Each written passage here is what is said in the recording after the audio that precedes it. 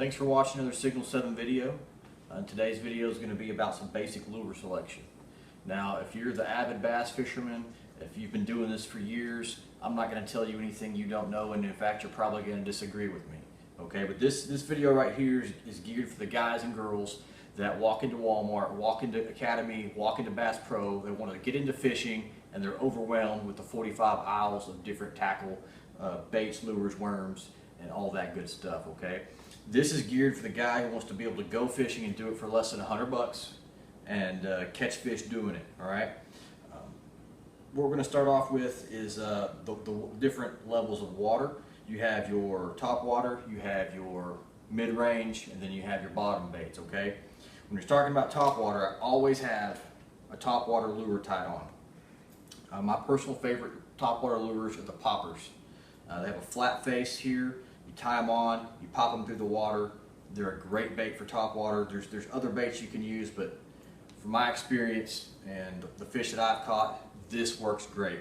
Right here is my personal favorite top water lure. Now you're going to drop a little bit of coin on this, but I promise you it's so worth it. Okay, this is called a Yellow Magic. It's a bait made in Japan, and they run anywhere between 15 and 20 bucks. It's going to be the most expensive lure in your box.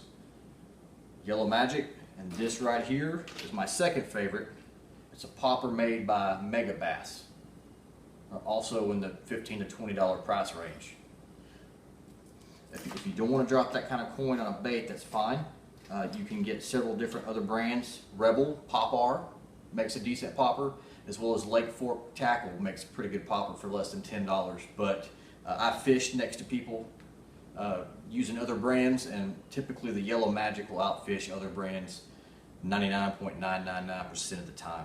Okay, so there's your top water. I always have one of these. Another good bait for finding fish and mid-range water depths is going to be your spinnerbait. Everyone's probably seen a spinnerbait at some point in their life.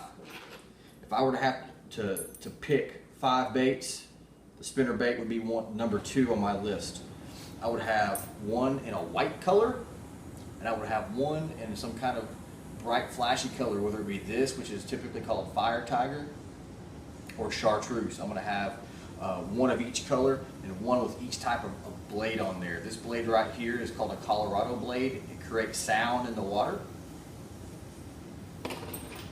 This is called a willow blade, and it creates just a flash in the water. This particular spinnerbait happens to have one Colorado and one willow. Great for finding fish. Great for getting fish that are actively feeding. Okay, the third type of lure I would definitely have with me is going to be some type of square bill crankbait. This mimics a bait fish, and what you have to do based on colors is know what lake you're fishing and what bait fish are in the lake. So if you live down south where I live, we're primarily going to have sunfish, perch, shad, fish of that nature in there. So I'm going to make my selection based on the region I live in. Square bill crankbait is tied on, throw, cast, reel it in. And basically what it does, this is a square bill, so you're looking at 3 to 4 feet underneath the water, and it shakes back and forth and goes like this. The colors I'm going to have in my tackle box, if I'm picking a couple, are going to be this right here, which happens to be a Bandit 200 series in taco salad. It looks like a sunfish. I've actually caught a pretty good amount of fish on this. Behind me I have some fish on my wall. Right here, as you can see, was caught. It's a 7.5 pound fish. That was my first big fish I ever caught, and I caught it on that specific bait right there, the Bandit 200 taco salad crankbait. Another option for the crankbaits is going to be this one here, made by Norman Lures. It's colored of a shad, which is very common here in Texas, and it's got a coffin bill, which just gives it a little bit different movement than this rounded square bill that the taco salad is in. This one is a square bill. Same principle, goes through the water with about the same depth. This just happens to be the color of a normal brim here in Texas. If I were to pick 2 for the region I live in, I'm going to take the one that's colored like the sunfish and the one that's colored like the shad. The fourth type of bait I'm going to have in my box is going to be what's called a lipless crankbait. This one happens to be a rattle trap. and they run about $6 a piece. They're not too bad.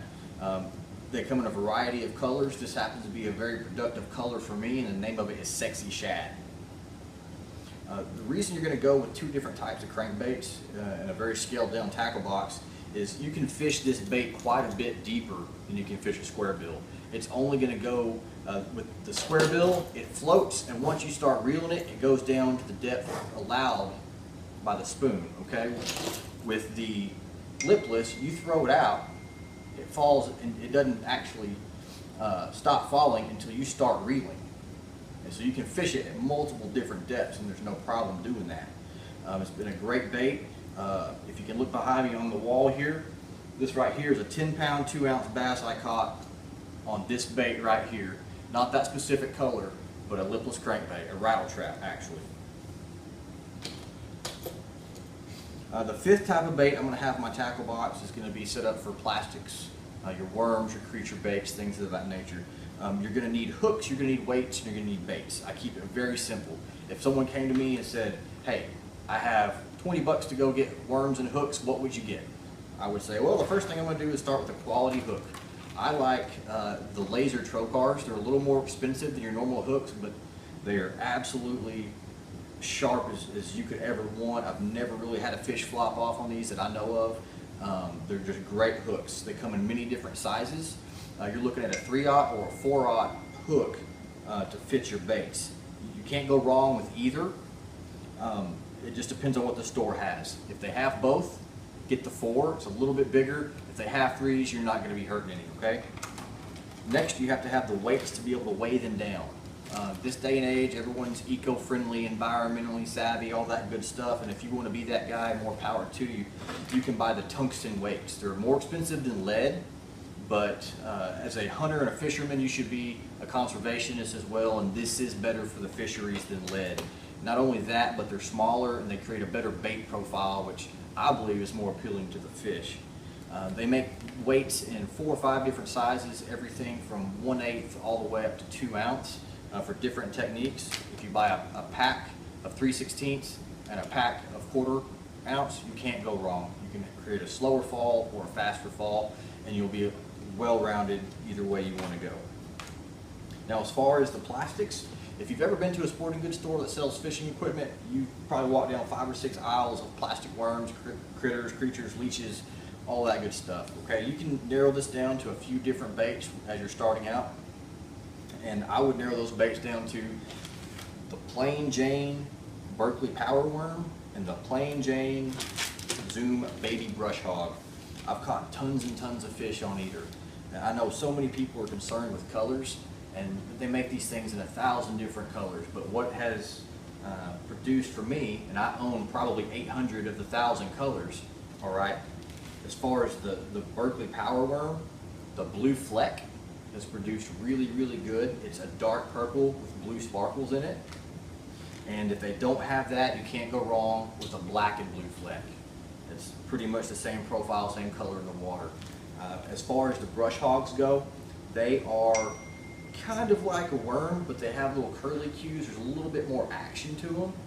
I've had great success with this bait in several different colors, but my favorite colors and the ones that have produced for me the most are a new color released last year called Sprayed Grass. It's kind of watermelon green, black, purple, and blue.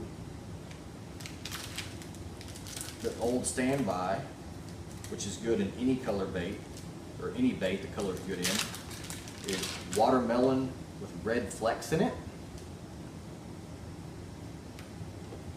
And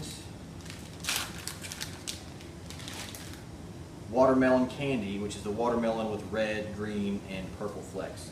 Now, at about $3 to $4 a bag on the Zoom baits, you can afford to buy a few different colors and experiment, but if you're on a budget, I would start with something, the watermelon red, watermelon candy, or the sprayed grass color.